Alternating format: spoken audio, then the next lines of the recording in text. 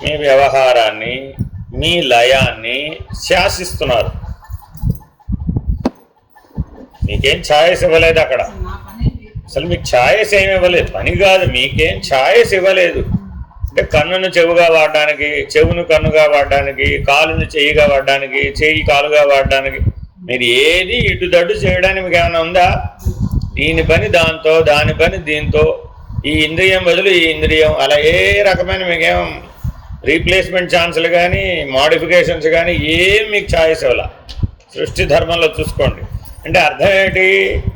భగవంతుడు సృష్టి కార్యక్రమాన్ని అధిష్టాన దేవతల ద్వారా నిర్వహిస్తున్నాడు.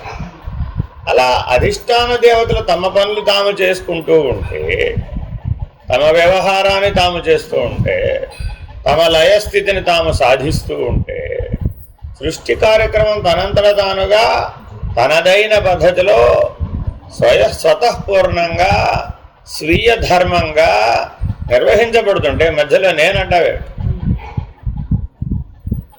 అక్కడ అసలు నేనుకి ఛాన్స్ ఎక్కడిచ్చారు? మీకు ఇచ్చారు, ఒక చోట ఇచ్చారు. ఏమిటి? జ్ఞాత. అక్కడొక్క చోటే నేను, మిగిలిన ఎక్కడా నీకు ఛాన్స్ లేదు. అయితే ఏం చెప్పారు? అవన్నీ ఈ జ్ఞాత తన యొక్క చైతన్యాన్ని ప్రతిఫలింపచేయడం ద్వారా జరుగుతుంది. అంతే. ఒక్కటే పని చేసావు. ఏం చేసావు? ఈక్షించావు. అంతే. ప్రారంభపడిపోతూ ఉంటే బజ్జీల బండి వైపు చూసావు. అంతే. ఏం చేయలేదు అంతకు మించి. చూస్తే ఏమిటైంది అన్నాడు. ఏమైంది? ఎవరు చూడమన్నారు ఆయన అన్నాడు. సో కాబట్టి ఇప్పుడు ఏం చేయాలి? నువ్వు ఎప్పుడు ఊర్ధ్వముఖం వైపు చూడాలి. జ్ఞాత ఎప్పుడు కూటస్థుడి మీదనే దృష్టి నిలిపి ఉంచాలి. కానీ ఎటువైపు దృష్టి నిలిపి ఉంచాడు?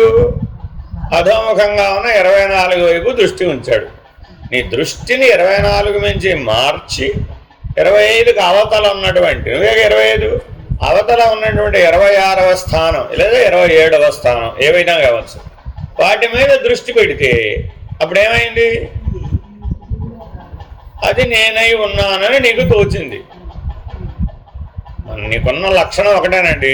నువ్వు దేని మీద దృష్టి పెడితే అది ఏమనిపిస్తుంది? అది నేనే ఉన్నానని అనిపిస్తుంది. కిందకి చూసామనుకో అది నేనే ఉన్నాను అంటావు. అదే పైకి చూసామనుకో అది నేనే ఉన్నాను అంటావు. ఎప్పుడూ పైకే చూడు, కిందకి ఎందుకు చూడాలి అని చెప్పడం సాంఖ్య విచారణ. ఇంతే, అయిపోయింది సాంఖ్య విచారణ. బ్రహ్మణోర్ అవ్యక్త అవ్యక్తాన్ మహతు ఈ మహదోర్ మహదహంకార. ఈ 4 మాటలు బ్రహ్మాండ పంచీకరణకు ముందు అవే, పిండాండ పంచీకరణకు ముందు కూడా అవే. అర్థమైందా? కాబట్టి కూటస్థుడైనా ఎటువైపు చూడాలి? ఆ 4 మాటల వైపే చూడాలి. జ్ఞాత అయినా ఎవరి వైపు చూడాలి? ఆ 4 మాటల వైపే చూడాలి. కానీ దిగువకి చూడటం అనే అభ్యాస దోషం వలన, వైరాగ్యం లేకపోవడం వలన మనం కిందకే చూస్తున్నాం. కాబట్టి ఇప్పుడు ఏం చేయాలి? పైకి చూసే అభ్యాసాన్ని చెయ్యి, కిందకు చూసే దాన్ని వైరాగ్యంతో విడిచెయ్యి. సదభ్యాసం అంటే అర్థం ఏంటి? ఊర్ధ్వ దృష్టి కలిగి ఉండాలి, అధో దృష్టి విడవాలి. విడవడానికి వైరాగ్యాన్ని ఉపయోగించు, పొందడానికి అభ్యాసాన్ని ఉపయోగించు. అయిపోయాడు. ఇప్పుడు తారకం అవసరమా కాదా మరి? ఎందుకని? తారక నేను ఊర్ధ్వగమనం అయ్యేట్టు చేస్తుంది, అధోగమనం అయ్యేట్టు చేయి. అర్థమేనండి? మరి ఇట్లా పైకి వెళ్ళేటప్పుడు మరి కిందవి పిలవా? నేను ఇప్పటి వరకు మా ఫ్రెండ్ నువ్వే కదా, మా అధిష్టానం నువ్వే కదా, మాతో పాటు కలిసి పనిచేసింది నువ్వే కదా, మా కొలీగ్ నువ్వే. అసలు లేదు కదండి నిరోధించేది. ఉన్నదాన్ని నిరోధిస్తారు కానీ ఎవరైనా లేని దాన్ని నిరోధించడానికి వీలవుతుందా? ఏ దృష్టితో చెప్పాడనేది అర్థం చేసుకోవాలండి. వాచ్యార్థంగా పట్టుకుంటే ప్రతిదీ ప్రమాదం వస్తుంది. మిగిలిన 24 ఉన్నాయా లేవా? నువ్వు చూస్తేనే ఉన్నాయి అవి, నువ్వు గుర్తిస్తేనే ఉన్నాయి అవి, నువ్వు గ్రహిస్తేనే వాటికి ప్రత్యేకత వచ్చింది. అర్థమైందండి? భీముడు ఎప్పుడూ భుజాలు ఎగరేస్తూ ఉండేవాడు. ఎందుకని? భుజబల దర్పం. ఆయనకి ఏమిటంటే భుజబల దర్పం. చేతులతో ఎంత బలవంతుడా అంటే ఏనుగును గిరగిరా తిప్పి ఆకాశంలో వేసేవాడు. మనమండి చీపిరి కట్ట లేపలేం మనం, ఆయనకి మనకి పోలికి ఎక్కడ. ఇప్పుడు మనమేం ఎగరేస్తాం? మనమేం ఎగరేసేదేం లేదు ఇక్కడ, అంతేనా కదా? కానీ నీలో ఒక అహంకారం ఉంటుంది. ఈయన 24లో ఏదో ఒకటి నీకు బలవత్తరమై ఉంటుందండి. ఒకటికి మేధస్సు బలవత్తరమైంది, ఒకటికి మనస్సు బలవత్తరమైంది, ఒకటి బుద్ధి బలవత్తరమైంది, ఒకటికి చిత్తం బలవత్తరమైంది, ఒకటికి కాళ్ళు చేతులు కర్మేంద్రియాలు బలవత్తరమైనవి, ఒకటి జ్ఞానేంద్రియాలు బలవత్తరమైనవి, ఒకటికి విషయేంద్రియాలు బలవత్తరమైనవి. 24లో ఏదో ఒకటో ఆ సమూహము, అడ్డం సమూహము, నిలువు సమూహము, ఏదో ఒకటి నీలో బలవత్తరంగా ఉంటుందండి. చూసుకోండి, మీరు ఎవరైనా కావాల్సి వస్తుంది. ఇది ప్రతి వ్యక్తికి మారుతుందండి. మరి ఆ బలవత్తరమైనటువంటి స్థితి ఎట్లా వచ్చింది? మరి నువ్వు చేరడం వల్ల. అది స్వయంగా ఏం బలవత్తరం కాదు. అది అందరికీ భగవంతుడు ఒకే మెదడేగా ఇచ్చాడు. కొద్దిగా ఒక 10 ounces అటు ఇటుగా సేమ్ మెదడే ఉందంతే. By weight, by quantity, by quality 56 billion న్యూరాన్లు ఉన్నారంటే నీ అందరికీ 56 బిలియన్ న్యూరాన్లే ఉన్నాయి, ఎక్కువ తక్కువ ఏమి లేవు అక్కడ, అదేనండి. మరి అప్పుడు ఏమిటి తేడా? మరి ప్రతి మనిషికి ఒకటి పిహెచ్డీల మీద పిహెచ్డీలు చేయడం, ఒకడేమో చదువుకోవడం మానేటువంటి. నువ్వు చేరడం, నీ చేరిక వలన దాని బలం శతాధికం, సహస్రాధికం. నువ్వు విరమిస్తే, ఒక పెద్ద సైంటిస్ట్ గారు చనిపోయారండి, ఇప్పుడు ఆయన మెదడుని బాగా భద్రపడదాం, ఏం చేసుకుంటావు? స్టడీ చేస్తా ఉంటాను. ఏం స్టడీ చేస్తావు? వాడు వెళ్ళిపోయిన తర్వాత నువ్వేం స్టడీ చేసినా అది ఒట్టిదే, మాంసపు మొద్ద. అంతేనండి, అందులో ఏం లేదు.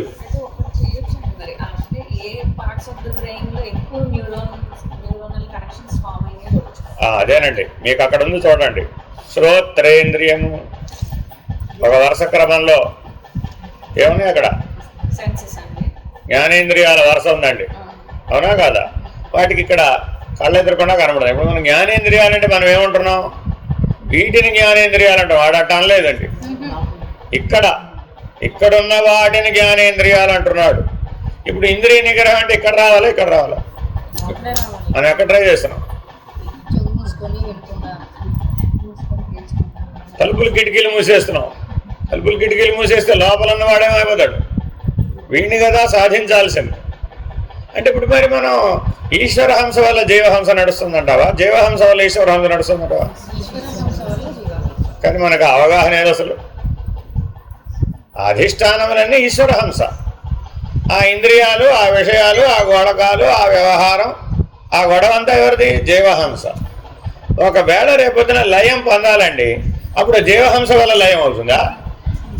ఆ అధిష్టాన ఆదేశం మేరకు కదా మన లయం శాసించబడేది, అది కూడా ఈశ్వరహంసే. కాబట్టి నీ జనన కాలం, తల్లి గర్భంలో శిశువుగా ఉండి నీ ఇంద్రియాలు, నీ గోడకాలు ఏర్పరుస్తున్నది ఎవరు?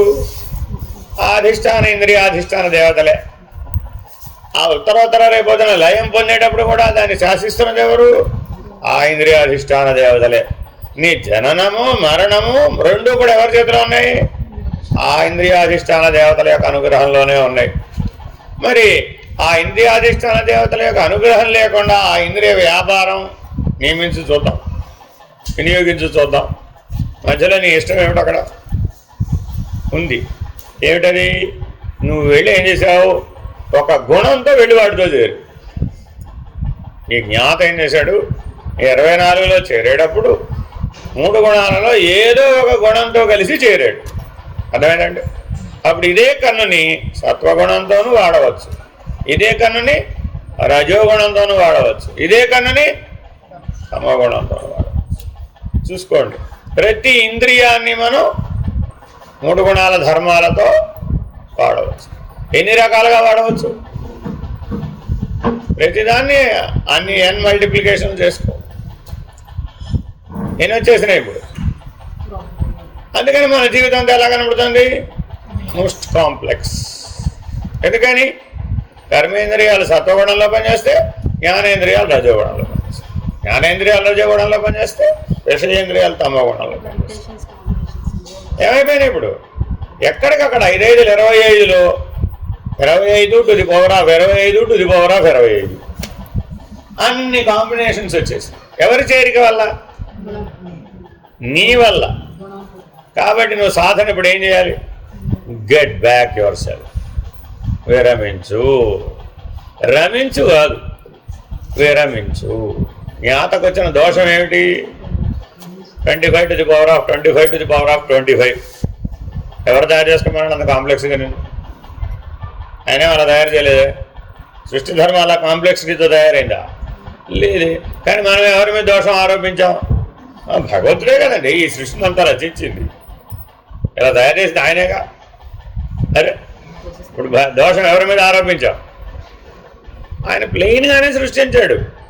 ఆయన మల్టీప్లెక్స్ లాగా, మల్టీవర్స్ లాగా కాంప్లెక్సిటీతో సృష్టించలా. మనం ఏం చేసాం దాన్ని? మల్టీ అదేంటండి ఇప్పుడు 5 కాదు, అదేంటి ఒకేసారి 10 పనులు చేయడాన్ని మల్టీ టాస్కింగ్. అది అదేనండి. ఇప్పుడు ఏం చెప్పా? ఎవరు ఏ పాటవం ఉన్నా దాన్ని ఏమంటారు? పాటవం, సమర్థత. అది ఎవరికి ఉన్నా కానీ ఆ ఇంద్రియంలో ఉంది, అంతేనా కాదా? ఒకడు మాట్లాడగలడండి, అదే వాగింద్రియాన్ని ఒకడు పాడగలడండి. రెండు ఒక ఇంద్రియం పనులే అవి. పాడేటప్పుడైనా వాడు వేరే సపరేట్గా ఇచ్చాడా? ఎక్కడుంది ఇచ్చాడు? ఎక్కడ ఇచ్చాడు? ఇక్కడ ఇచ్చాడు. ఇక్కడ సేమే, అందరికీ స్వరపేటిక సేమేనండి. పాడేవాడికి ప్రత్యేకంగా స్వరపేటిక ఉంటుందా? ఉండదు, ఇక్కడ ఉంటుంది. అదేంటండి. రోజు అక్కడ హారతి మీరు చదువుతున్నారా పాడుతున్నారా? చదువుతున్నారు. ఎక్కడ పాడుతున్నారు? పాడుతున్నారంటే వాళ్ళు పాడేవాళ్ళందరూ పైకెక్కి దూకేస్తారు అంతే. ఓహో ఇదేనా పాడడం అంటే? చదువుతున్నారు అన్నీ మీరు అంతే. చెప్ప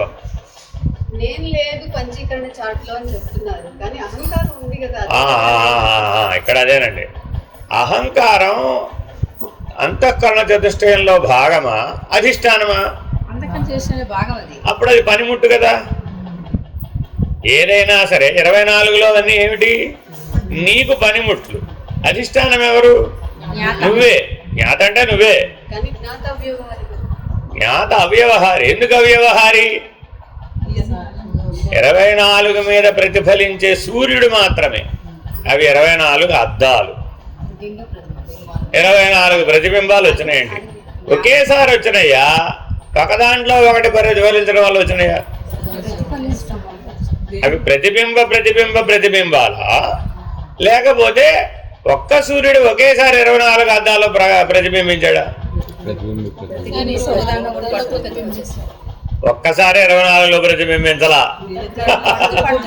ఒక్క మనసులోనే ప్రతిబింబించాడు జ్ఞాత. అంతే, ఒకసారే ప్రతిబింబించాడు. ఆయన అలాగే ఉన్నాడు, బింబం అలాగే ఉంది. ఇక మనసు ఛార్జ్ టేక్ ఓవర్ చేసి 24 ప్రతిబింబాలను సృష్టించింది. కాబట్టి ఇప్పుడు ఒక మనసులో ఉన్న ప్రతిబింబాన్ని తీసేసామండి.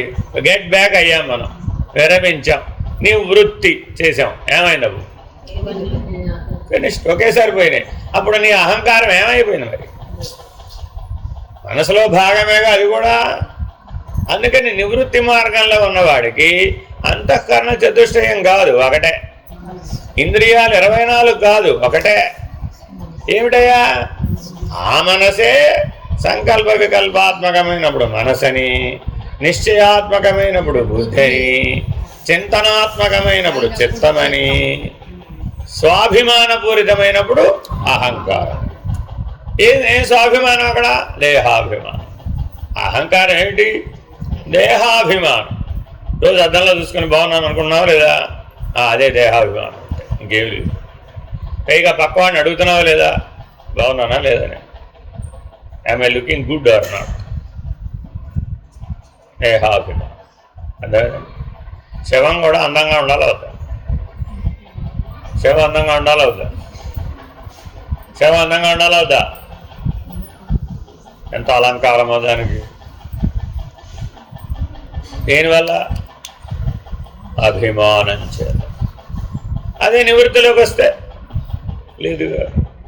కాబట్టి ప్రవృత్తిలో ప్రతిదీ దేనివల్ల పనిచేస్తుంది? అభిమానం చేత. అభిమానం అంతే, దానికి ఏ పేరన్నా పెట్టుకోయా.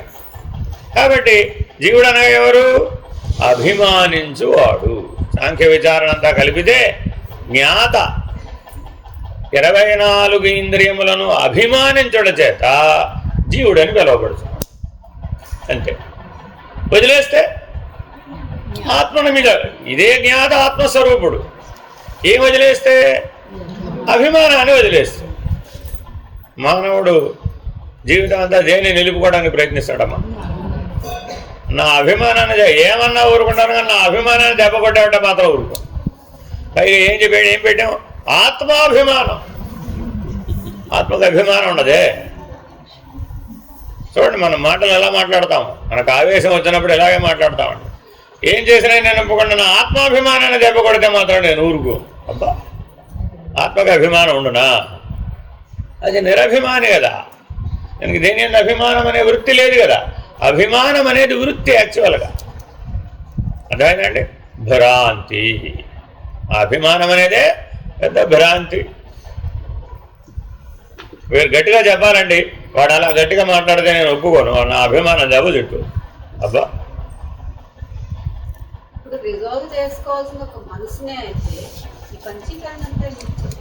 ఎందుకు చెప్పాను?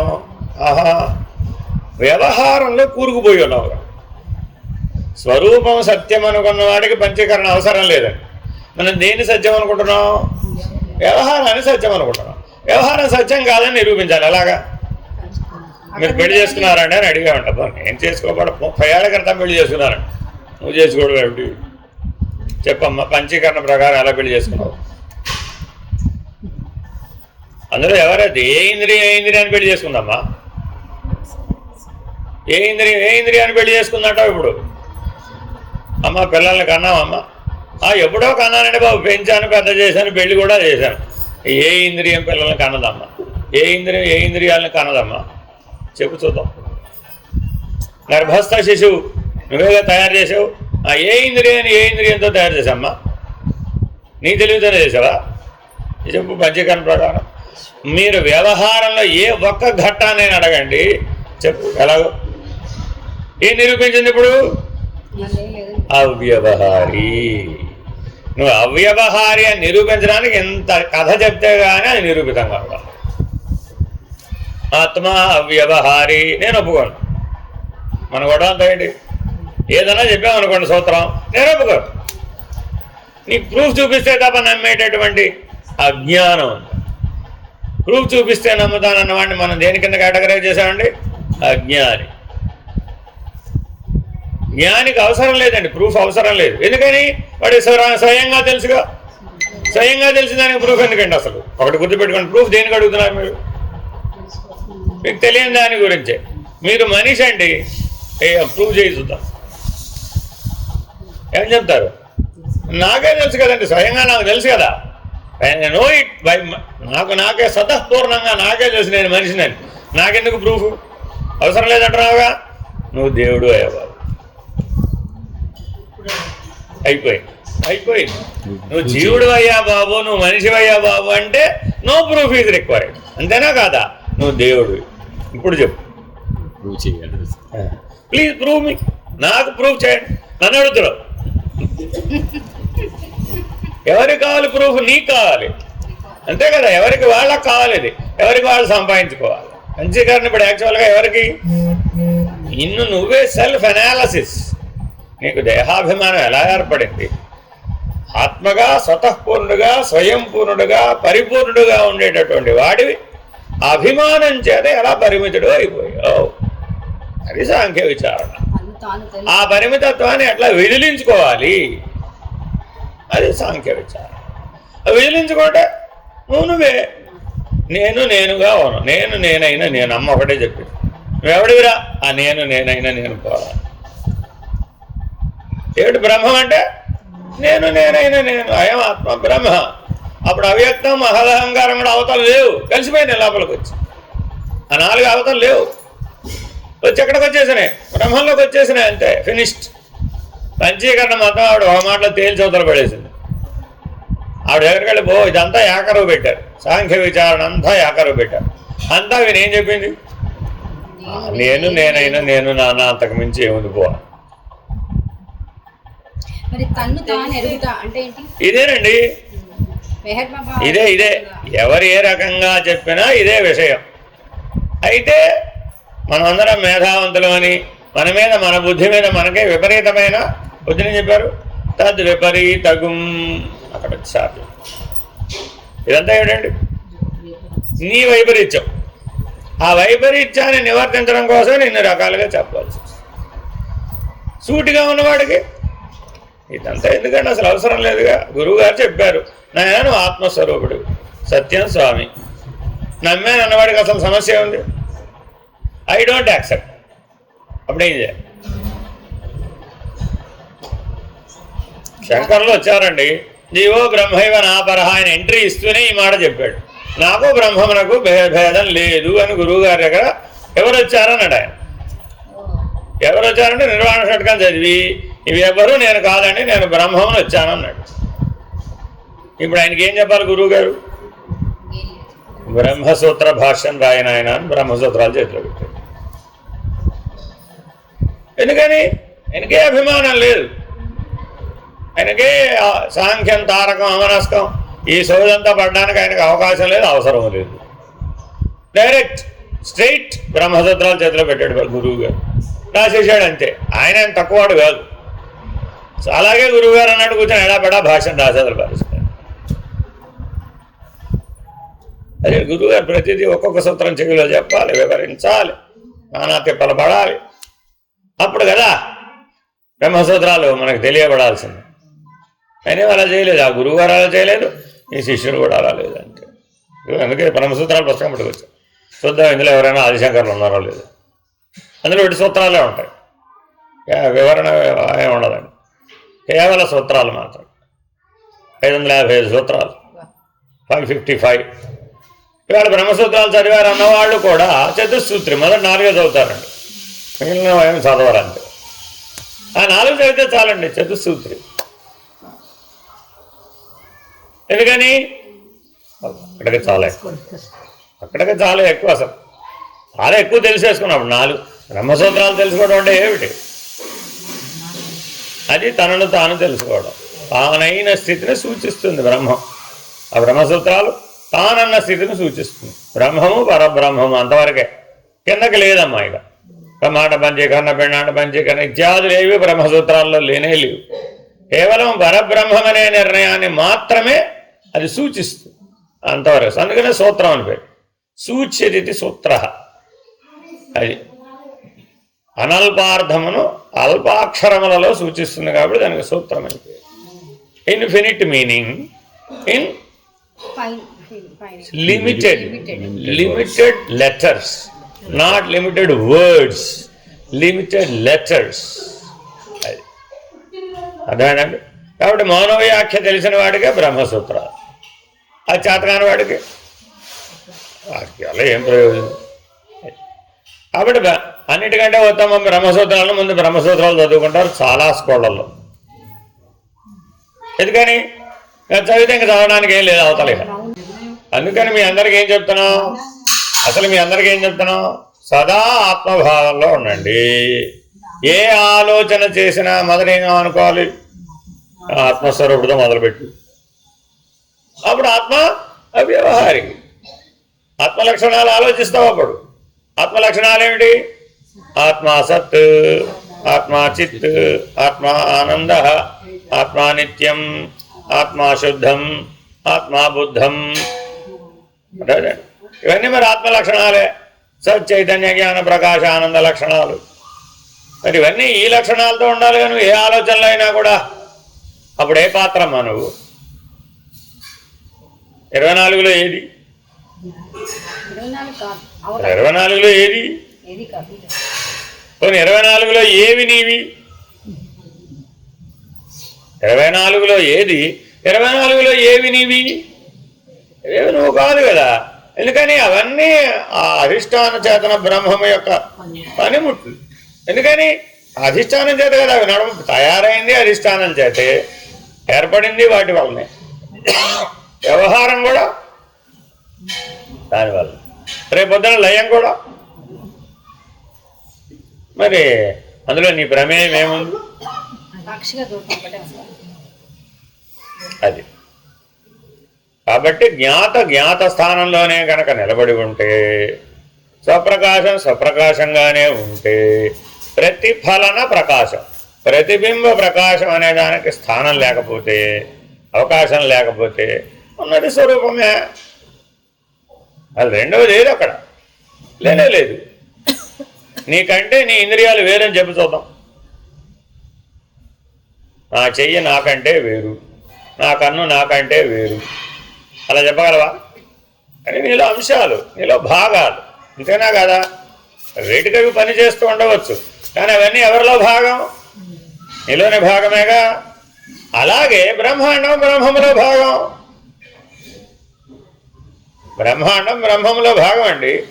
ఈ అధిష్టాన చేతన బ్రహ్మములో ఈ 25 అధిష్టానాలు కూడా భాగమేగా. ఆ 26వది అధిష్టాన చేతన బ్రహ్మం. 26వది ఏంటండి? అధిష్టాన చేతన బ్రహ్మము. ఈ 25 ఆ అధిష్టాన చేతన బ్రహ్మములో భాగం. ఇప్పుడు మీకు ఎక్కేసాం మెట్టు. జ్ఞాతగా ఉంటేనే ఇదంతా గొడవ. జ్ఞాతగా ఉంటేనే 26 తెలుస్తుందండి. జ్ఞాత కంటే పక్కకు వచ్చావు, ఏమైపోయింది? సాక్షాత్తు మృత్యుదేవతే. మళ్ళా కిందకే అక్కడ కొడితే మృత్యుదేవత దాకా వచ్చేయడమే. మళ్ళీ ఆపడం, మధ్యలో ఆపడం ఏం కుదరదండి. అర్థమైందండి? గర్భస్థ శిశువుకి మరణం ఉందా లేదా? గర్భస్థ శిశువుకి మరణం ఉందా లేదా? పుట్టే లేదుగా, అప్పుడే మరణం ఎలా వచ్చింది? పుట్టక ముందు మరణం ఎలా వస్తుంది? పుడితే కదా మరణం. సూత్రం ఎలా రాసుకున్నారు? పుట్టిన ప్రతివానికి మరణము తప్పదు, జాతస్య హి ధ్రువో మృత్యు. అంటే అప్పుడు జైగోట్ ఫామ్ అయినప్పుడే పుట్టినట్టు లెక్క. ఫామ్ అయిపోయింది. ఇష్టం కింద క్లాజులు రాసుకోవచ్చు, ఎగ్జామ్షన్ క్లాజెస్. అవునండి, జాతస్య హి ధ్రువో మృత్యు. ఈ సూత్రం ఎలా చెప్తారు చెప్పండి? ఇప్పుడు వర్కౌట్ అవట్లా. ఎందుకు అవట్లా? అక్కడ శిశువు మరణించింది, దాని కర్మకాండ ఉంది. 7వ నెల దాటినటువంటి గర్భస్థ శిశువు పోతే దాని కర్మకాండ ఉంది. తల్లిదండ్రి కర్మకాండ నిర్వహించవలసిందే. పుట్టలేదు కదా, పుట్టకపోవడం ఏమిటి? Mother has felt it. తల్లి శిశువుని ఎప్పుడైతే అనుభూతి చెందిందో అది పుట్టినట్టే. 3వ నెల దాటగానే అక్కడ పెట్టారు మెలిక. ఎప్పుడు తెలిసింది తల్లికి? 3వ నెల దాటగానే. 3వ నెలకే తెలిసిపోతుంది, అనుభూతి కలుగుతుందండి. ఓ, నాకేదో తేడా వచ్చింది, ఐఎమ్ సంథింగ్ డిఫరెంట్. ఆ అనుభూతి కలగగానే వాడు పుట్టేశాడు. 3వ నెలలో పోతే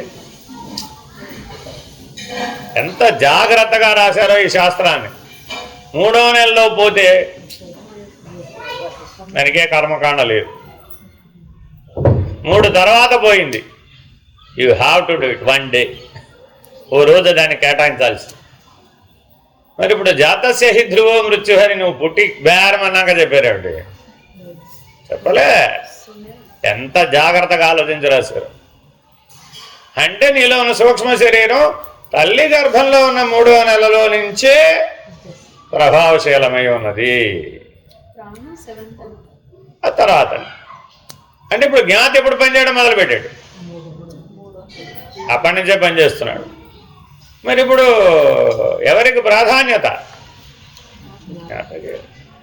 మరి జ్ఞాత అధిష్టాన చేతన బ్రహ్మమని తెలుసుకుంటే అది నేనై ఉన్నాను. ఆడు తెలుసుకోవాలా? అప్పుడేమైంది? అది నేనై ఉన్నాను. అక్కడ అదే చెప్పాడు, ఇక్కడ అది. వాడు వాళ్ళ ఎప్పుడు ఒకటే.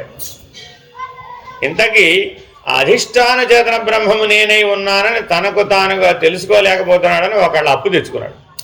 అదే గృహస్థాశ్రమం. ఏమో ఎలా తెలుస్తుందో, పెద్దలు అలా రాశారు. తనకు తానుగా బ్రహ్మచర్యమునందు అధిష్టాన చేతన బ్రహ్మమును తెలుసుకొనలేకపోయినాడు కాబట్టి మరొకరి సహాయమును తెలుసుకొనుటకు గృహస్థాశ్రమునకు ఉపక్రమించెను. ఏమో నాకు తెలియదు, ఇలాగే రాశాడు అంతే. కాబట్టి ఇప్పుడు భార్య గారు భర్త గారికి ఏమని సహకరించాలి? అధిష్టాన చేతన బ్రహ్మము తానని నిరూపించుకునేటట్లుగా సహకరించాలి. ఆవిడ భర్త గారు భార్య గారికి ఎలా సహకరించాలి? సేమ్. ఇద్దరికి గృహస్థాశ్రమం ఒకటే కదా. గృహస్థాశ్రమ లక్ష్యం ఏమిటి? అధిష్టాన చేతన బ్రహ్మము నీవని నువ్వు తెలుసుకునేటట్టు నేను చెయ్యాలి. కానీ ఇప్పుడు ఎలా చేస్తున్నాం మనం? ఇటా అట, రివర్స్. ఇటా అట. మరి అప్పుడు అది గృహస్థాశ్రమం ఎలా అవుతుంది? బేస్ లైన్ ఫర్ గృహస్థాశ్రమం ఏమిటంటే ఇదే. ఎప్పుడన్నా కానివ్వండి, ఎప్పటికోప్పటికి ఇది రియలైజ్ అవుతుందండి. మీరు గుర్తుపెట్టుకోండి, ఈ దశకి ఇద్దరు ఎప్పుడో అప్పుడు వస్తారు. అది పెళ్లి చేసుకున్న క్షణంలో అయినా రావచ్చు, ఓ 25 ఏళ్ళు 50 ఏళ్ళు అయిన తర్వాత అయినా కావచ్చు. ఇద్దరికి 75 ఏళ్ళు వచ్చినాయండి. ఎవరి గదిలో వారు ఉంటారా? ఎవరి తిప్పలు వారు పడతారా? ఎవరి చదువు వారు చదువుకుంటారా? ఎవరు వినేది వారు వింటారా? ఎవరి ప్రపంచం వారిదేనా? ఎవరి వీడియో కాల్స్ వారివేనా? ఏమయ్యారు ఇప్పుడు? ఒకరికొకరు సహాయం చేసుకున్నారా, చేసుకోవట్లేదా? ఎలాగా అంటే ఇంతకీ గృహస్థాశ్రమాన్ని డిస్టర్బెన్స్గా భావించాం. అదేనండి, గృహస్థాశ్రమం అంటే అర్థం డిస్టర్బెన్స్ అనే. కాబట్టి మరి ఎందుకు 75 దాకా చేయలేదు ఈ ఉద్యోగం? ఇదే పని 25 ఏళ్ళప్పుడు పెళ్లి చేసుకున్నప్పుడు చేయవచ్చు కదా. చేసుంటే అప్పుడే ఇద్దరు మోక్షం పొందే ఆ సశక్తమైన కాలం ఉపయోగపడేది కదా.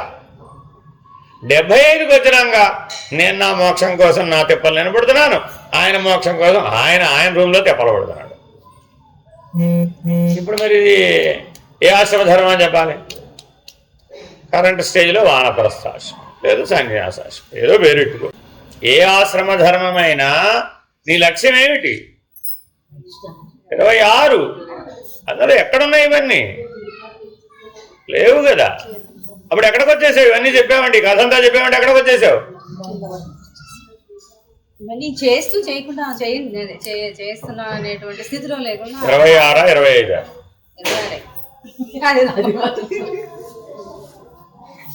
చేసేవాళ్ళ కదా ఋషులు ఇవన్నీ. ఒకటే మాట అడుగుతున్నానండి, అవన్నీ కథ అనవసరం నాకు.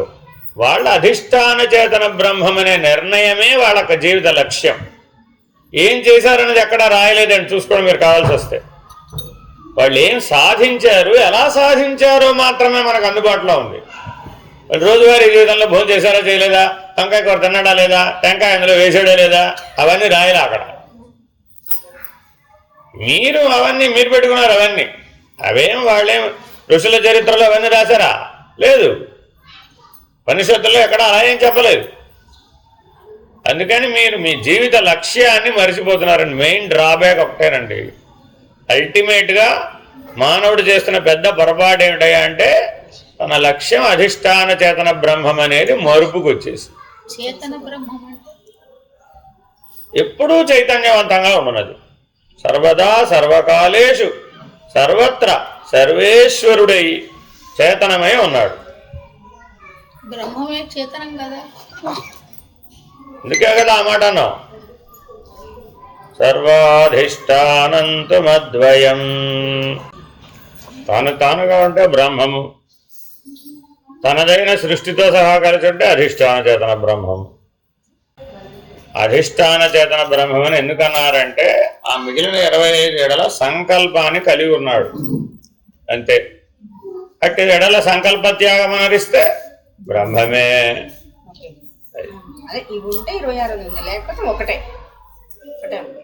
కాబట్టి 25, 26 అది ఒకటంటే బ్రహ్మ, 26 అంటే అధిష్టాన చేతన బ్రహ్మ. 26 కానీ 25 ఇవి 26 ఒకటే.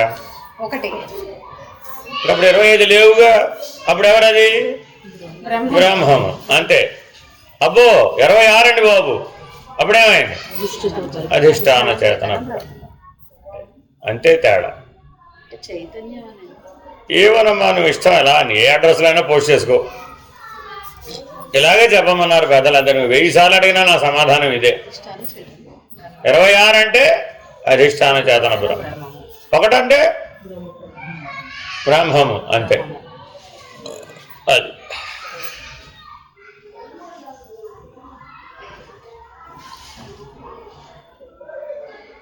ఈ కాన్షియస్ లో ఉన్నంతసేపు మనకి తెలియకుండానే ఈ జ్ఞానేంద్రియాలు కానీ ఇవన్నీ పనిచేస్తూనే ఉన్నాయి కదా. ఇందాక ఆవిడ దగ్గర రుబ్బుతుంది, దాని మీద మనసు వెళ్ళలేదు, కానీ దానికి అది తీసుకొచ్చి అది ఒక క్రియేట్ చేసింది కదా.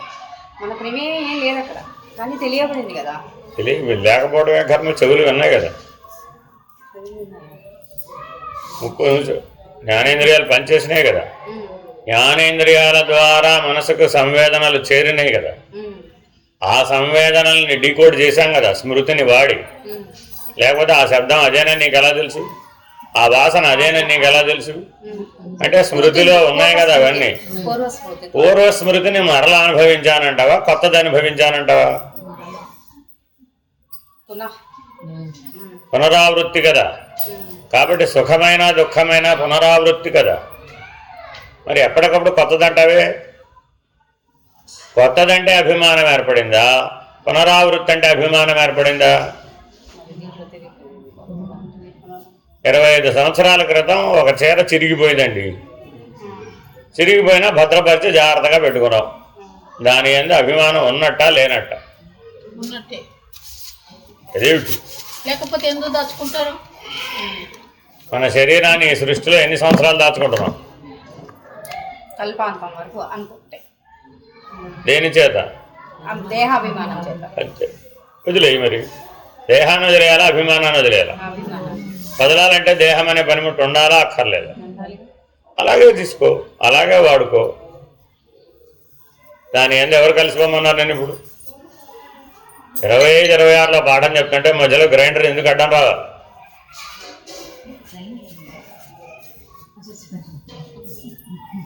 25, 26 దగ్గర దృష్టి పెట్టి చర్చ సాగుతూ ఉంటే, నిర్ణయం సాగుతూ ఉంటే మధ్యలో గ్రైండర్ ఎలా అడ్డం వచ్చింది? అదే చెప్తున్నానండి, నేను ఎగ్జాంపులే చెప్తున్నా. నీ దృష్టి ఎప్పుడు జీవితం అంతా ఎక్కడ ఉండాలి? 26 మీద ఉండాలి, లేదా 1 అవ్వాలి. అంతేనా కాదా? నీవు జననం నుంచి మరణం దాకా నీకు ఒకటే లక్ష్యం, వేరే ఇంకేమి లేవు అక్కడ. ఏమిటవి? అర్థమైందండి. మరి ఇప్పుడు ఎప్పుడూ మానవులందరికీ ఒక లక్ష్యంతోనే పుడితే ఎవరికి వాళ్ళు నా లక్ష్యం వేరంటున్నారే. ఎందుకని? ఒక్కొక్కడికి ఒక్కొక్కటి అడ్డం వచ్చింది అంటున్నాడు. అడ్డం వాడు కల్పించుకున్నదా, పరమాత్మ కల్పించిందా? ఎవడికి వాడు కల్పించుకున్నదే. దేని వలన? అభిమానం చేత, భ్రాంతి చేత, భ్రమ చేత. 3 కారణాలు చెప్పా. ఏమిటది? అభిమానము, భ్రాంతి, భ్రమ. ఎందుకండి ఆ 3 నాకే వచ్చినాయి, మిగిలిన జీవరాశికి ఏం లేవే. వాటికంటే నువ్వు ఎక్కువ తెలివైన వాడు అని నీ అభిప్రాయం. ఇదే పంచీకరణ వాటికి కూడా వర్తిస్తుంది, నీకే కాదు. ఇవే ఇంద్రియాలు వాటికే ఉన్నాయి, ఇవే same parts of the body అక్కడ కూడా ఉన్నాయి. అందుకే మన మీద ప్రయోగం చేయాల్సిన మందులన్నీ ముందు వాటి మీద ప్రయోగం చేసి మనమే ప్రయోగిస్తున్నారు. ఎందుకని? Same system, biological system same, ఏం మారలేదు. బయోరిథం సేమ్. ఎన్ని మూషికాలు బలైపోయినాయో మందులు కనుక్కోవడంలో, ఎన్ని కోతులు బలైపోయినాయో మందులు కనుక్కోవడంలో, వ్యాక్సిన్ కనుక్కోవడానికి ఎన్ని ఉమోగ జీవాలు బలైపోయినాయో. ఎందుకని? మనుషుల్ని కాపాడితే చాలండి బాబు, మూగజీవాలు ఎవరు కాపాడతారు? మనం ఎన్నో కనుక్కున్నాం ఇట్లాగా. ఇవన్నీ మానవుడి సృష్టేనండి. దేని కొరకు? మనుషులు రక్షించడానికి. వాటికి అంతరేంద్రియాలు ఉన్నాయా? ఎందుకు లేవు? వికాసం లేదు. అంతరేంద్రియ వికాసం సిస్టమ్ ఇదేనండి. ఉపయోగించే విధానం వేరే, నువ్వు ఉపయోగించే విధానం వేరే, అది ఉపయోగించే విధానం వేరే. అంతే. వ్యవహార భేదమే కానీ వస్తుభేదం ఎక్కడుంది? ఇవే సప్తధాతువులు, ఇవే ఇంద్రియాలు, సేమ్ అంతా, ఎవ్రీథింగ్ సేమ్. వ్యవహార భేదం ఉంది కాకపోతే. ఎందుకని? వాటికంటే నీకు వివేకం అనే ఒక్క అంశం ఎక్కువ ఇచ్చాడు. అంతరింద్రియ వికాసం అనే ఒక్క అంశం ఎక్కువ ఇచ్చారంతే భగవంతుడిని. దాని వలన నువ్వేం చేయాలి అని? అసలు ఇది ఎందుకు ఇచ్చాడు నీకు? 26ని నిర్ణయించడానికి ఉపయోగపడుతుందని. కానీ మనమేం చేసాం? 25 ఎందు అభిమానం. తన మీద తనకు కూడా అభిమానం ఉంటుంది. 26 కాదు, 25లో అభిమాన పడ్డా కూడా 26 నిర్ణయం కాదు. అప్పుడేమైంది? అహంకారం వచ్చి జ్ఞాత మీద ఓవర్ రైడ్ అయింది. నేను పండితుడను. ఏమిటైతే? ఆపకుండా 100 పద్యాలు చెప్పగలను. అయితే ఏమిటైతే? ప్రతిదానికి ఉపనిషత్తు దృష్టిలో ఏమడిగారు? అయితే ఏమిటట? So what? అధిష్టాన చేతన బ్రహ్మం తెలిసిందా తెలియలేదా నీకు? అది చెప్పు ముందు, మిగిలింది నాకు అనవసరం. భగవాన్ రమణుల దగ్గర వచ్చి ఎంతమందో ఇదే ప్రశ్న. ఆయన ఒకటాడు, అయితే ఏమిటట? ఆ నేనుకు మూలం ఏమిటో నీకు తెలిసిందా? నేనంటే ఎవరిప్పుడు? జ్ఞాతగా. నేనుకు మూలం ఏమిటి? అధిష్టాన చేతన బ్రహ్మం. ఆ నేనుకు మూలం ఎక్కడో కనుక్కోరా బాబు. అందరికీ చెప్పిన ఉపదేశం ఏమిటి? నేనెవరు అంటే అర్థం ఏమిటి? 25 26 హూ ఆర్ యూ కాదు, హూ యామ్ ఐ. 25 26 26 ఒకట. అప్పుడు 25 ఏవి?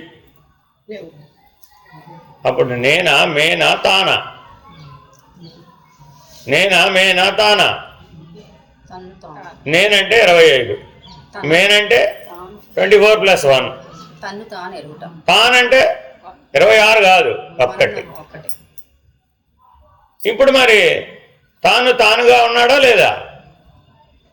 ఎప్పుడు తానుగానే ఉన్నాడుగా. 25 ఏర్పడకపోయినా,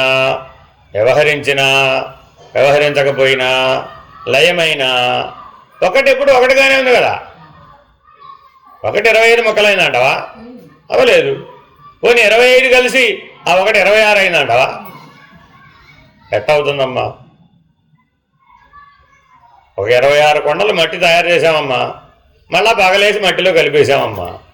26 తీసింది, 25 కొండలు తీసాం కాబట్టి అబ్బో మట్టి తగ్గిపోయిందండి అన్నాం. మళ్ళీ 25 కొండలు తీసుకెళ్ళి అబ్బో మట్టి భూమి చాలా పెరిగిపోయిందండి అన్నాం. అర్థం లేదా? భూమిని ఉపయోగించి ఓ 25 కొండలు మట్టి తీసుకున్నామండి, కొండల రూపంలో తయారు చేసామండి. అప్పుడు భూమి ఎంత తగ్గిపోయింది? ఎంత మేరకు తగ్గిపోయింది అన్నాడు. అది పెరగాలంటే ఏం చేయాలి? మళ్ళా పగలేయమన్నాడు. పగలేసి ఏమన్నాడు? అబ్బో భూమి చాలా పెరిగిపోయిందండి అన్నాడు. అదే కదా భ్రాంతి, అదే కదా భ్రమ, అదే కదా అభిమానం. కాబట్టి తన మూలాన్ని తాను ఎవరైతే ఎరుగుతారో, తన్ను తాను ఎరిగిన వాడికి ఏ భ్రమ, ఏ భ్రాంతి, ఏ అభిమానం లేదు. కర్త నేననే అభిమానం ఉండాలా అక్కర్లేదా? మరి ఆ అభిమానానికే ఈ పేర్లన్నీ. కర్తన్నా భోక్తన్నా ఏ పేరు చెప్పినా ఎవరికి చెప్పాలి? ఇప్పుడు 25కి ఆపాదించాలా, 26కి ఆపాదించాలా, 24కి దిగొచ్చేసిన వాడికి ఆపాదించాలి. మరి అప్పుడు అభిమాన త్యాగం చేయాలి అంటే ఆ లయ విధానం తెలిసి ఉండాలా అక్కర్లేదు. మృత్యుదేవత దగ్గర నుంచి జ్ఞాత దగ్గరికి వెళ్ళడానికి ఎంత టైం పట్టాలి? జ్ఞాత ఎక్కడ ఉన్నాడు? సహస్రారంలో. మృత్యుదేవత ఎక్కడ ఉన్నాడు? మూలాధారంలో. చూడండి, స్థానాలు కూడా స్పష్టంగా చెప్పారు. మూలాధారం నుంచి సహస్రారంలో ఉన్న జ్ఞాతకు చేరడానికి ఎంత టైం పడుతుంది? రోజు జరుగుతుంది అనియంత్రితంగా. నీ ప్రమేయం లేకుండా ఏర్పాటు చేశాడు భగవంతుడు, లేకపోతే అది కూడా మనమే ఆపేసేవాళ్ళం. అనయమున జీవాత్మ చదివాడు. అందుకే తారకాంబరసారం వినాలండి. నీ ప్రమేయం లేకుండా పరమాత్మ, జీవాత్మ పరమాత్మని ఆరాధన చేస్తున్నట్ట హంస రూపంలో. మూలాధారాన్ని సహస్రారానికి పైకి కిందకి ఆపకుండా తిరుగుతుందట.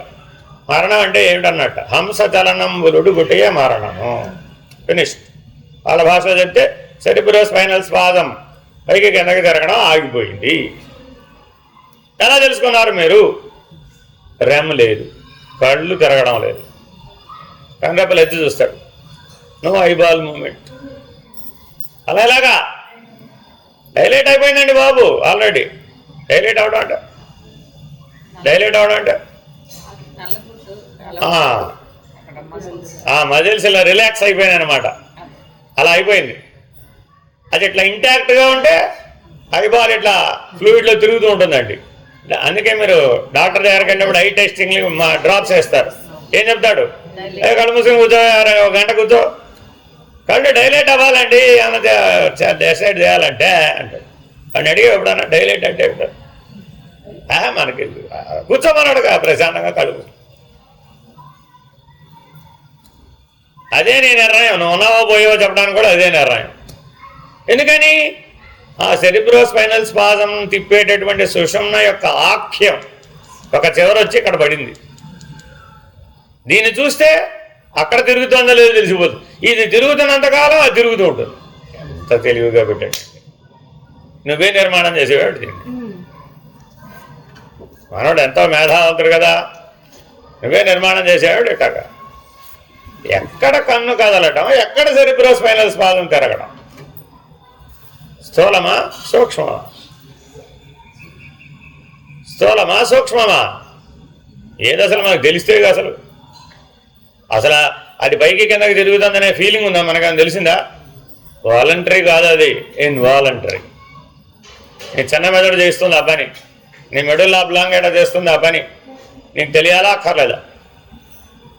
ఇప్పుడు అంతరేంద్రియాలను మనం దాంట్లో పెట్టుకుంటే మిగతా వాటి మీద కాన్సన్ట్రేట్ చేయగల కింద 4, 5, 20 మీద ఈ హాల్లో ఉన్నటువంటి గాలిని చేతితో బంధించేస్తే ఓ పని అయిపోతుంది కదా. అట్లా కింద అంటే అదేనండి చతుష్టయాన్ని అంతఃకరణ చతుష్టయం ప్రారంభం దేంతో? మనసుతో. దేని చేరికది? ఏమేం కలిసినాయి? ఆకాశం, వాయువు. ఈ గజంతా ఆకాశం ఉందా లేదా? వాయువు కూడా ఉందా లేదా? ఆ చేత్తో బంధించవచ్చుగా మరి.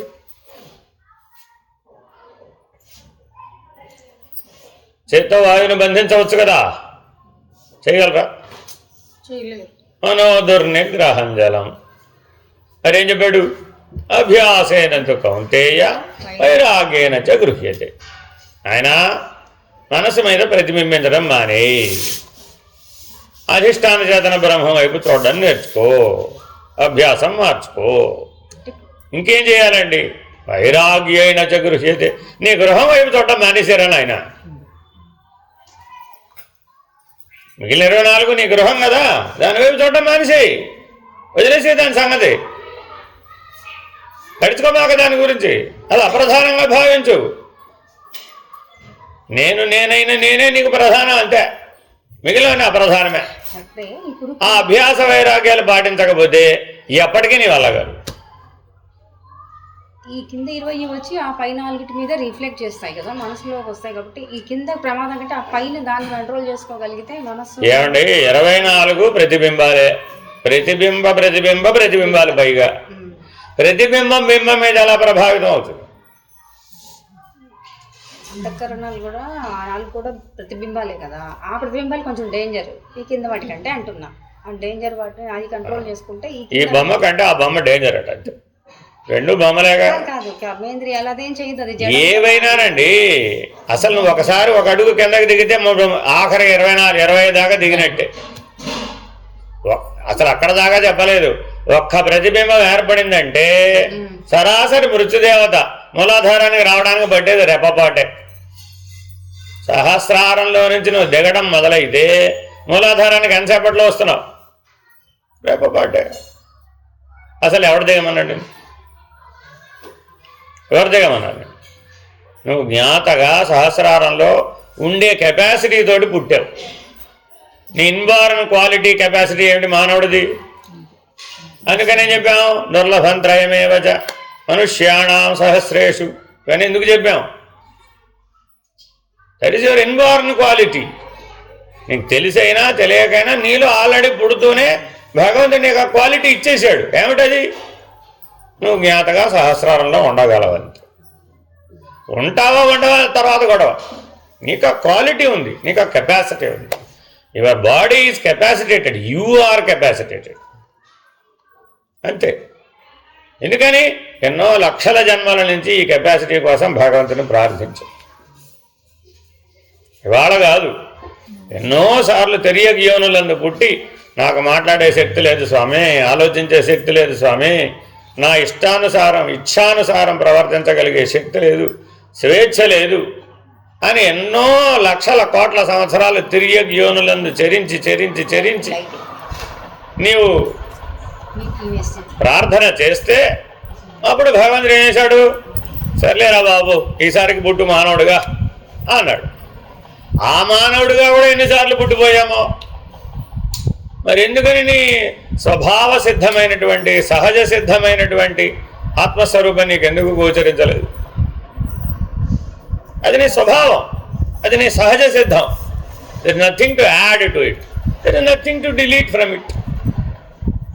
దానికేం కలపాల్సిన అవసరం లేదు, తీయాల్సిన అవసరం లేదు. అది నీ స్వరూపం. కానీ అసలు నీ స్వరూపం మీద నీకు దృష్టే లేదే. అవునండి, మన తెలివితేటలు. అందుకే ఏం చెప్పాడు? అభ్యాసానుసారిణి విద్య. విద్య అంటే జ్ఞానమేగా. నీ జ్ఞానం ఎందుకు నా జ్ఞానానికి నాకెందుకు తోచడం లేదు? నువ్వు ఆ అభ్యాసం చేయలేదు కాబట్టి. చెప్పారు కదా నిన్న, అభ్యాసమే నీ స్వరూపాన్ని గుర్తించే అభ్యాసం నువ్వు ఎప్పుడు చేయలేదు. శ్రద్ధ. చేయనప్పుడు నీకు అభ్యాసం లేనప్పుడు ఆ విద్య ఎలా లభిస్తుంది? లభించదు కదా. కాబట్టి ఎప్పటికైనా నువ్వేం చేయాలి? అభ్యాసాన్ని మార్చవలసిందే. సరే, మారుద్దామని అనుకుంటున్నానండి, కానీ 24 అడ్డం పడుతున్నాయి. వైరాగ్యం లేదు. మన గొడవది కదా. నేను ఎప్పటి నుంచో గురువుగారి దగ్గరికి ఇప్పటికి 10 ఏళ్ళు అయిందండి వచ్చి. ఆయన అప్పటి నుంచి అదే చెప్తున్నాడు, చెప్పిందే 10 రకాలుగా చెప్తున్నాడు. సరేలేవమ్మా, నేను మనిషిని తెలుసుకోవడానికి ఎంత టైం పట్టింది? రెప్పపాటే. సహజాన్ని తెలుసుకోవడానికి ఎంత టైం పడుతుంది? రెప్పపాటేగా.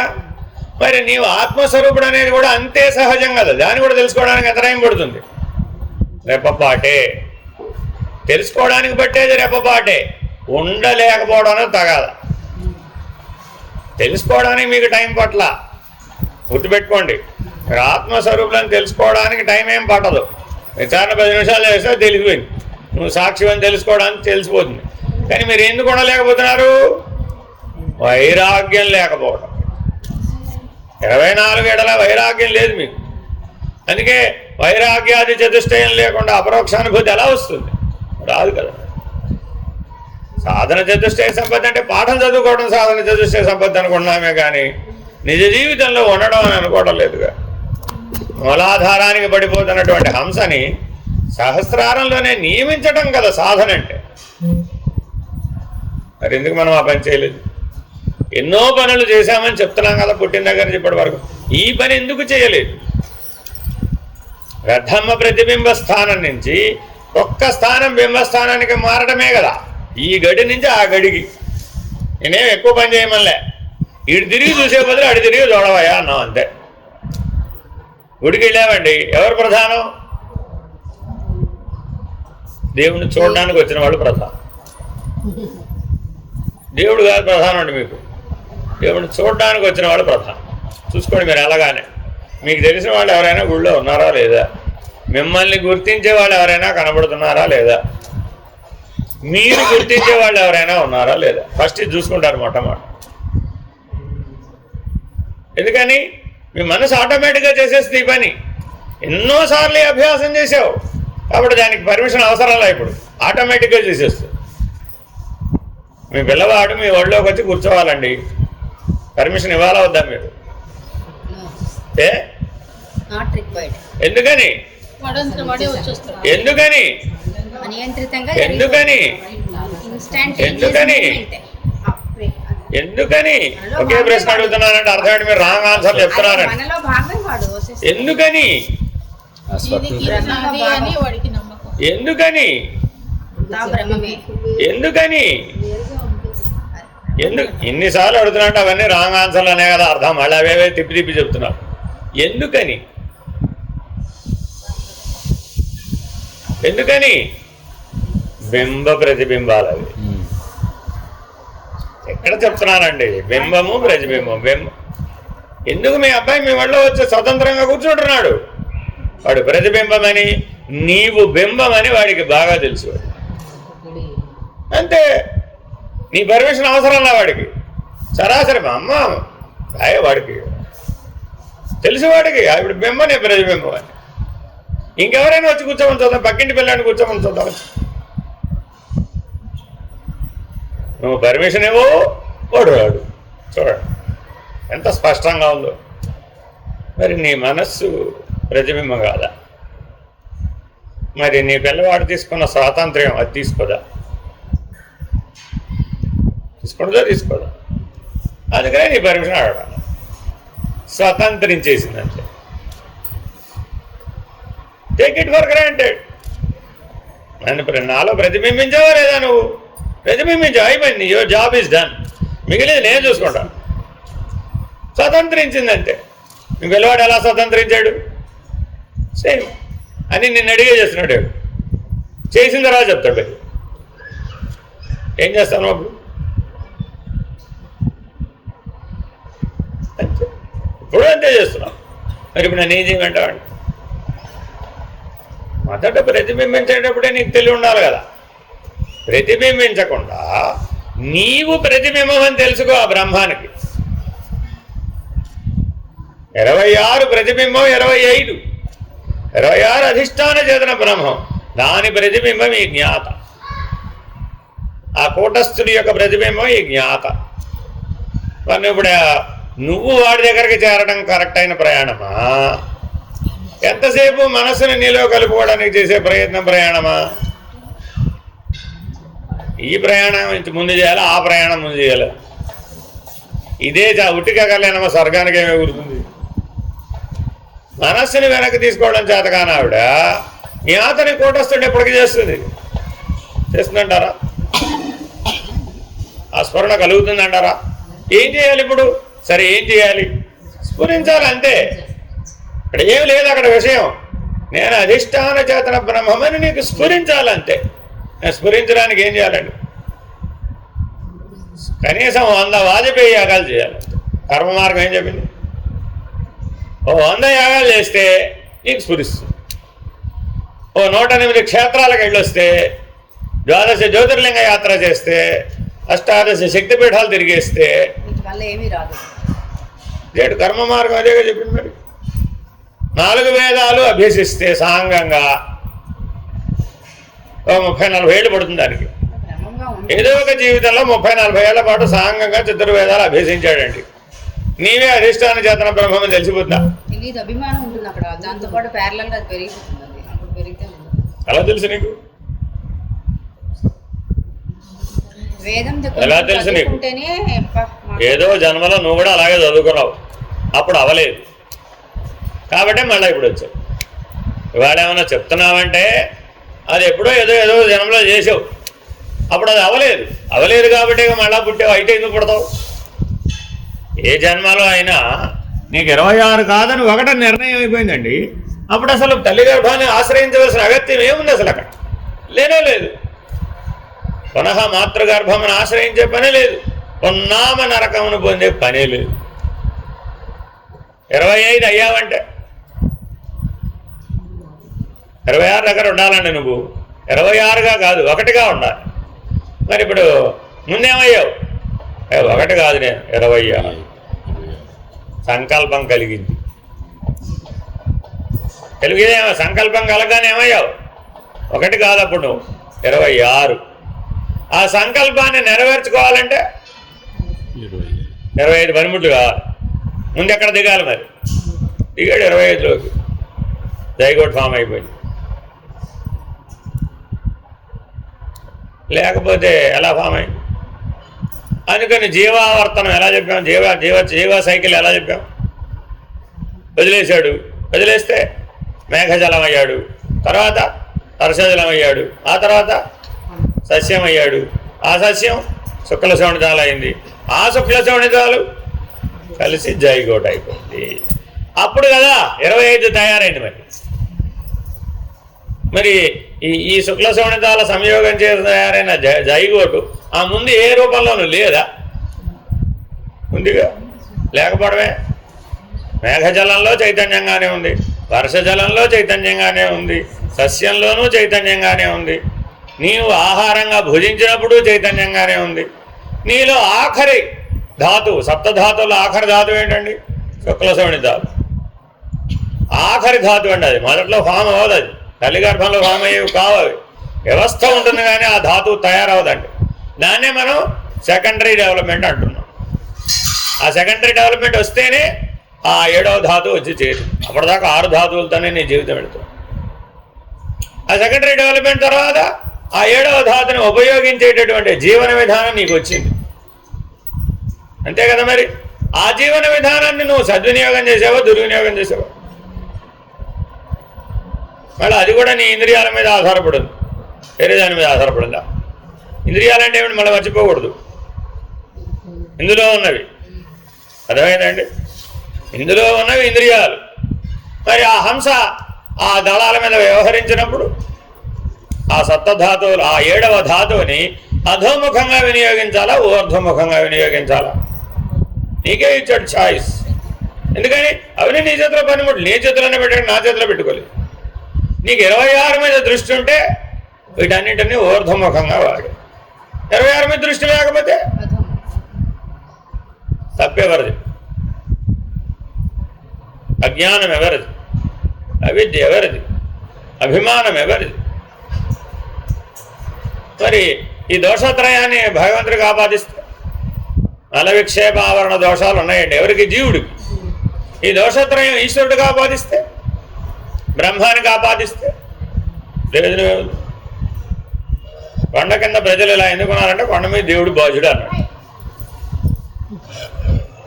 కొండ కింద ప్రజలు ఇలా ఎందుకున్నారని అంటే కొండ మీద దేవుడిదండి బాధ్యత. కరెక్టే. ఎలాగా? అన్రిలేటెడ్ థింగ్స్ కదా అవి. అది నాట్ రిలేటెడ్. అదేంటండి కొండ కిందన ప్రజలందరూ కొండ మీద దేవుడినే కదా ఆరాధిస్తున్నారు. దేనికి ఆరాధిస్తున్నారు? స్వయం బ్రహ్మమయో భూత్వా అనే జ్ఞానాన్ని ప్రసాదించరు. ఈశ్వరుని ఎందుకు ఆరాధిస్తున్నారు మీరు? ఆ స్వయంపూరితమైన జ్ఞానాన్ని పొందాలనే ఉద్దేశం. స్వయం పూర్ణం స్వతఃపూర్ణం. అది అటువంటి జ్ఞానాన్ని మనం ఆశ్రయించు. ఎందుకు ఆయన దగ్గర ఉన్నది అదే. ఈశ్వరుడు అంటే ఎవరు? జ్ఞానమే. ఆత్మ అంటే ఏమిటి? జ్ఞానమే. బ్రహ్మం అంటే ఏమిటి? జ్ఞానమే. అందుకే ఆ 25 స్థానంలో చూడండి జ్ఞానం అనే రాస్తాడు. మిగిలినవేం రాయడండి. పర్సానిఫికేషన్ లేదు అక్కడ. జ్ఞానము వార్ గురుమూర్తి వార్ జ్ఞాత ఎలా రాస్తాడు. నువ్వు ఎలా పిలిచినా ఆ జ్ఞానమే అక్కడ. గురువు అన్నా జ్ఞానమే, జ్ఞాత అన్నా జ్ఞానమే, జ్ఞానమన్నా జ్ఞానమే. అంతేగాని దేర్ ఇస్ నో పర్సానిఫికేషన్. ఏమండి మా విష్ణుమూర్తి గురించి చెప్తున్నారా మీరు? మా ఈశ్వరుడు గురించి చెప్తున్నారా మీరు? మా రాముడి గురించి నువ్వు చెప్పవేండి, నాకు అర్థం కాదు. పర్సానిఫికేషన్ అది లేదు అక్కడ మరి. కాబట్టి మనల్ని నామరూపాలలో నుంచి బయటపడేసే ప్రయత్నం సాంఖ్య విచారం. దేహాభిమానంలోంచి బయటపడేసేటువంటి ప్రయత్నం సాంఖ్య విచారం. భ్రాంతిలో నుంచి భ్రమలో నుంచి బయటపడేసే ప్రయత్నం సాంఖ్య విచారం. విచారణ 25 ఏళ్ళ నుంచి చేస్తూనే ఉన్నాం. ఒకటా రెండా? ఎప్పుడో 96లో మొదలుపెట్టే ఈ పంచీకరణ చెప్పడం. ఎన్నేళ్ళు అయిపోయిందండి ఇప్పటికి? 30 ఏళ్ళ నుంచి చెప్తున్నా ఇదే పాఠం. ఇంకెన్నేళ్ళు చెప్పాలో. ఎందుకని? You are indecisive. ఇది ఒక్కసారి వింటే డెసిషన్ తీసుకోవచ్చా తీసుకోకూడదా? ఏంటి అసలు డెసిషన్ తీసుకోలేకపోవడానికి ఏముంది అక్కడ? అసలు ఎవ్రీథింగ్ ఈజ్ క్లియర్. నీకు ఏమీ భగవంతుడు వదిలిపెట్టలేదండి. అన్నీ తానే అయి ఉన్నాడు, అన్నీ తానే నిర్మించాడు, అన్నీ తానే నడిపిస్తున్నాడు, అన్నీ తానే లయం కూడా చేసుకున్నాడు, అన్నీ తానే పోషిస్తున్నాడు. నీవేమీ చేయడం లేదు. సృష్టి చేయలేదు, స్థితి చేయలేదు, లయం కూడా చేయడం లేదు. ఆ మూడిలో ఏ పని నీకు ఇవ్వలేదు అసలు. అని ఆయనే స్వయంగా చూసుకుంటుంటే మధ్యలో నేనంటావేమిటి? ఎక్కడ నీ నేను స్థానం ఏది? నీ నామరూపాత్మక నేను, నీ వ్యవహార నేనుకి అక్కడ స్థానం ఏది అసలు? లేనే లేదు, అక్కడ లేదు. కానీ నువ్వు జీవితం అంతా దేంతో జీవించావు?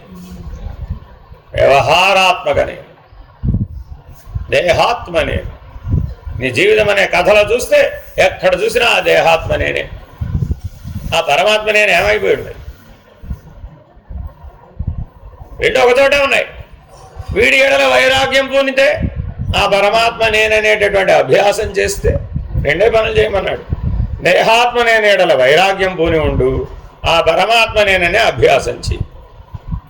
సోహం అంటే అది నేనై ఉన్నాను, అది పరమాత్మ ఆ అభ్యాసం చెయ్యి.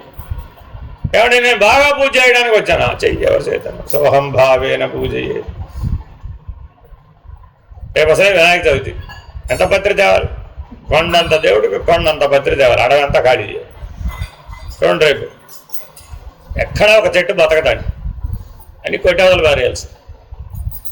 అన్ని ఎవరిళ్ళల్లో వాడిల్లో గుట్టడు వేసేయాల్సి. మరి ఇదేనా పూజ అంటే? చెట్లు కొమ్మలు తీస్తారేమోనండి, మొత్తం చెట్లు కొట్టేయరు. సోహం భావంతో అసలు చెట్టుతో నీకేం పని అండి? ఏం పని నీకు? ఉత్తమ పూజ ఏది? చేజేద జ్ఞానమాలిన్యం సోహం భావేన పూజ. ఏమిటి అడ్డం? నీ గణాలు నీ గుణాలే. అందుకని రేపు గణాధిపుని పూజ. ఏమిటయ్యా బాబు? ఆ గుణాలనే అడ్డాన్ని తొలగించవయ్యా బాబు. ఈ గుణాలు ఆయన చేతిలో గణాలు, ఇప్పుడు తొలగించి నేను సోహంభావం అనే పూజ చేసేట్టుగా అనుగ్రహించమని అడుగుతున్నావు. దానికి ఏం కావాలి ఇప్పుడు? గణేశుడికి ఉండ్రాళ్ళు అంటే చాలా ఇష్టం. ఎక్కడికి వచ్చేసాం మనం? ఎక్కడికి వచ్చేసామండి? ప్రియాప్రియమంలోకి వచ్చామంటే ఎక్కడికి వచ్చేసాం? ఎక్కడ ఉండాలి మనం? మరి పరబ్రహ్మ రూపం కదా. గణేశుడు ఎవరు? ఓంకార స్వరూపుడు, పరబ్రహ్మస్వరూపం. ఆయన ఉండాలంటే ఇష్టం ఏంటండి? ఎవరు రాసుకున్నారండి? అభిమానయుతమైనటువంటి జీవుడు. ఇక్కడ వాడికి పేర్లు ఏం లేవు, ఇవన్నీ ఎవరు రాసుకున్నారు? అభిమానయుతమైన జీవుడు. వాటి పని ఏమిటి అసలు? స్వరూపం తెలుసుకోవాలి. అల్టిమేట్గా దేవతా ఉపాసన దేనికోసం? నువ్వు అధిష్టాన చేతన బ్రహ్మని తెలుసుకోవడం కోసం. మీరు అనుకునేటటువంటి వాటిల్లో అక్కడెక్కడైనా అసలు వేరే రకాల దేవతల పేర్లు ఉన్నాయా? లేవు. అన్ని తత్వత చెప్పబడ్డాయే తప్ప అర్చా విభవ రూపాలు ఎక్కడైనా చెప్పబడ్డాయా? లేవు. మరి నువ్వు రోజు పూజ చేసేవని ఏమిటి? అర్చా విభవ రూపాలు, యంత్ర రూపాలు, మంత్ర రూపాలు, తంత్ర రూపాలు. తత్వరూపం ఏమైపోయింది అన్న ప్రశ్న నీకు రావాలా అక్కర్లేదు. అందుకని కర్మకాండ ఏం చేసింది? కర్మరూప బ్రహ్మోపాసన. అవి చెప్తున్నా నేను, ఆ రోజు నీకు తట్టాలని. నేను ఆల్రెడీ 5 చెప్పేస్తున్నా, రహస్యం లేకుండా 5 చెప్పేస్తున్నా. యంత్ర మంత్ర తంత్ర అర్చ విభవ రూపాల గురించి కర్మరూప బ్రహ్మోపాసన విస్తారంగా అందించేసింది. ఇవి చేస్తూ ఉంటే నీకు ప్రశ్న రావాలట. ఏమిటది? 6వది తత్వం. అది నీకు స్ఫురించాలి కదా. మరి 100 ఏళ్ళు కాదు, 100 జన్మలు చేసినా స్ఫురించడం లేదే. ఎందుకని? అభిమానం అనే ముసుగు చేత, జీవభావం అనే ముసుగు చేత, దేహాత్మ శరీరం నేననే అభిమానం చేత. కాబట్టి ఉపాసకుడు మొట్టమొదట వదలవలసింది ఏమిటి? అభిమాన త్యాగం. చేయాలా వద్దా? చేస్తేనేగా అది సాధ్యమయ్యేది. కాబట్టి చాలా జాగ్రత్తగా దీన్ని తత్వత విచారించి సోహంభావేన పూజయే, అదే ఉత్తమమైన పూజ. అది నేనై ఉన్నాను అనేటటువంటి నిర్ణయానికి ఇటువైపు జరగాలి. ఇప్పుడు పైకి ఊర్ధ్వగతి చెందితే అప్పుడు ఈ సప్తధాతువులు ఏవైతే సృష్టి క్రమానికి ఉపయోగపడ్డాయో అవే నీ స్వరూప నిర్ణయానికి కూడా ఉపయోగపడ్డాయి. కొత్తదేమి 8వ ధాతువు తేవక్కర్లే. ఇప్పుడు సృష్టిలో లేని చోటు సంపాదిస్తే కానీ నేను నిర్ణయం చేయలేనండి అనక్కర్లా. ఈ సప్తధాతువులే, ఆ పంచభూతాలే. కొత్తదేం తేవక్కర్ల, 6వ భూతానేం తేవక్కర్ల అక్కడ. కాబట్టి చాలా జాగ్రత్తగా ఏ విచారణ చేసినా ఏం చేయాలి? తత్వత విచారణ చెయ్యి. అలా తత్వత విచారణ చేసినట్లయితే నీ స్వరూప నిర్ణయం. తత్వత విచారణ చేసేటువంటి అభ్యాసం కనుక నీకు లేకపోయినట్లయితే, అభిమానించినటువంటి వాడి ఎడల వైరాగ్యం లేకపోయినట్లయితే నీకెప్పటికీ స్వరూప నిర్ణయం కాదు. ఉత్తమమైన పూజ చేయలేవు. చేసేది అజ్ఞాన మాలిన్యం అనేది అవదు. ఎప్పటికైనా ఏం చేయాలి? చేసేది అజ్ఞాన మాలిన్యం. ఏది అజ్ఞానమో తెలుసుకోవాలి, దానిని త్యజించాలి. విసర్జించాల్సిందే. నాతో సహా నా అజ్ఞానం కూడా మీరు మోక్షం ఇవ్వాలి. మనకి ఎంత పెద్ద కోరుకుందండి? నాకొక్కడికి మోక్షం ఇస్తే కుదరదండి.